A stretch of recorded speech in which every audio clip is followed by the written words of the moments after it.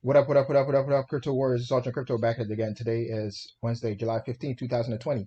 At least 40% of all businesses will die in the next 10 years if they don't figure out how to change their entire company to accommodate new technologies. John Chambers, Executive Chairman, Cisco Systems. That's actually happening right now, all due to this whole pandemic situation where a lot of companies, businesses just have to shut down because, well, you couldn't be around people. And they were forced to have their employees work from home. That's the new cheat code. You can't tell me that I can't work from home now because it wasn't available or whatever the case is, because now we're seeing that yes, it was available for people to work from home. And you just have to adapt and overcome. Myself as a personal trainer, I had to adapt and overcome, do teletraining and things of that nature. So you just have to adapt and make things work if you want to survive. If you can't, then you should be allowed to die off and allow new businesses to form out of the ashes, so to speak. Let's get into it.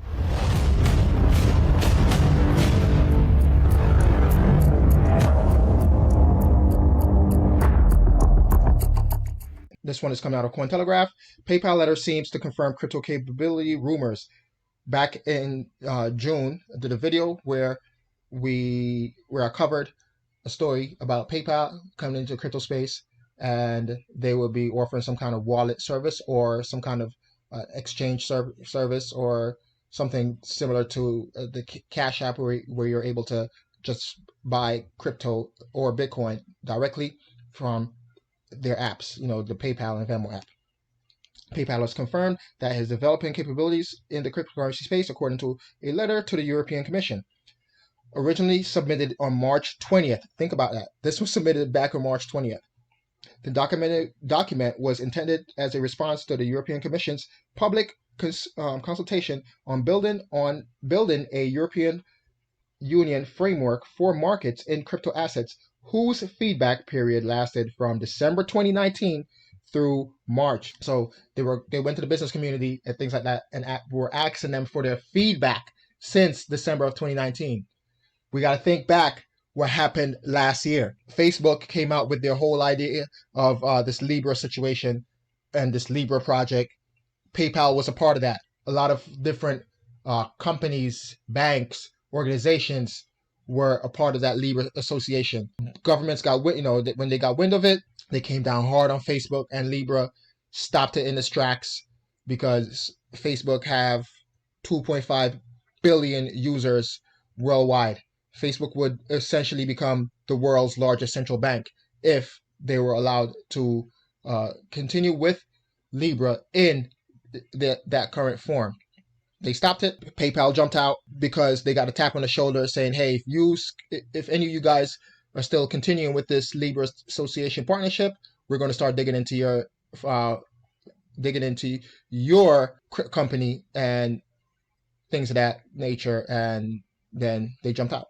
Basically what happened. And now they're playing politics. Further, PayPal addressed its relationship with crypto assets. Note in 2019, it joined the Libra Association to learn more about the proposed use of blockchain technologies to provide financial services to unbanked populations across the globe, but later dropped out because it started to work on its own solution in the space. No, you just got the tap on the shoulder. You got scared. You didn't want your business to be put under the microscopes of different governments around the world. And that's why you're playing ball right now. Since the project's inception, PayPal has taken unilateral and tangible steps to further develop its capabilities in this area, and therefore, without questioning the value of the project, took the decision not to participate in the Libra Association and to continue to focus on advancing our existing mission and business priorities to democratize access to financial service. Again, just more word soup for them to say, yeah, we're playing ball with these governments around the world because we have over 300 million users worldwide, and we don't want to lose access to those 300 million users. That's all that is. That's all it is. Back in the day when PayPal started, PayPal was basically the the first iteration of Bitcoin. Well, one of the first, not the first, but one of the first iteration of Bitcoin. And they got crushed by the governments of the world to where they had to adapt and overcome, and started out or restart in the form that we see PayPal as it is today. Next, Fidelity Digital Assets to custody Bitcoin in Kingdom Trust retirement accounts. This is big adoption news right here, where we're seeing that now you're able to have IRAs and different retirement accounts through Fidelity, and the custody, and is that how you say it? The custody of those crypto assets through Kingdom Trust. The storage will be offered on Kingdom Trust's Choice Retirement Account, a hybrid service retirement platform where investors can buy, sell, or hold stocks, exchange traded funds, ETFs, and digital assets in one tax advantage account. All in one account. You have stock, so you could diversify your portfolio all in one account. You don't have to go through Coinbase or Gemini and then have another account through Fidelity or Schwab or Robinhood or WEBULL or whatever the case is. As a matter of fact, links all in the description below, of course. However, again, you don't have to have all these different accounts on these different platforms. You have it all in one place. Great adoption news. Great news for the space as a whole. This is a quote from the CEO. I think having Fidelity grow is so important for Bitcoin and the market's maturity that I'm willing to sacrifice a few basis points of margin for that, Radloff said of the new business arrangement. We think this is meaningful for a lot of people that already have Fidelity retirement accounts but have really been waiting for Fidelity Digital Assets mandate to mature from just an institutional one to institutional and retail. If you have an account with Fidelity, you weren't able to participate if you weren't an institutional player or an accredited investor, so to speak. So now you're able to if you're retail. More people coming into the space. A lot of people were sitting on the sidelines.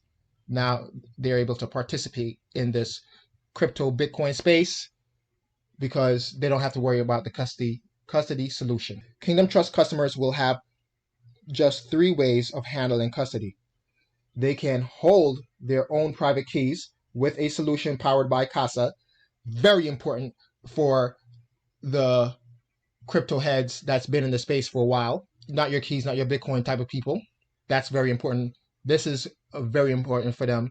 And for the noobs coming into the space, they will, when they see this option available to them, I think, in my opinion, of course, I think that they will want to research more what the private keys are and what are the benefits and the disadvantages, of course, of holding your own private keys. And I think this will lead them to go deep into that rabbit hole, so to speak. Hold them in cold storage, custodied by Fidelity, or lend or stake their digital assets via Kingdom custodial accounts. What are your thoughts on that? I definitely think that we will see people wanting to learn more about this private key custody situation once they see that the option is there available for them. That's in my opinion, of course. And right now we custody 20,000 unique assets, and most of those are alternative assets. Bitcoin is the first asset that we are doing jointly with Fidelity Digital Assets, but I do not expect it to be the last. This is great news, man. And like I said, they have over $1 trillion in assets that they have under management. They have millions of customers worldwide, and now they'll have access to Bitcoin through their retirement accounts through Fidelity Digital Assets. Good news. Next, Ethereum tokens are now more valuable than ETH itself. The BUIDL philosophy appears to be working, as the combined market cap of ERC20 tokens built on Ethereum has surpassed the network's native ETH. This is, again, I don't know if it's great news or bad news or just showing the maturation of Ethereum as a worldwide computer. But again, it goes to show that Ethereum itself has a lot of value. If you think that Ethereum will die because you have all these different Ethereum killers coming online with their mainnet this year, then I think you're mistaken in the fact that, yeah, you think that it's just going to disappear. It's a protocol that's been doing great things, and people are building on it. You have governments building on it, organizations building on it. We're seeing DeFi blow up right now, just like we saw ICOs blow up back in 2017. And this, I think, it will be the start of that new bull cycle because of the DeFi situation. But let's just get into it right here. DeFi is having itself a moment, and while that may not be doing wonders for the price of Ethereum itself, the tokens built atop the network are having a very big year.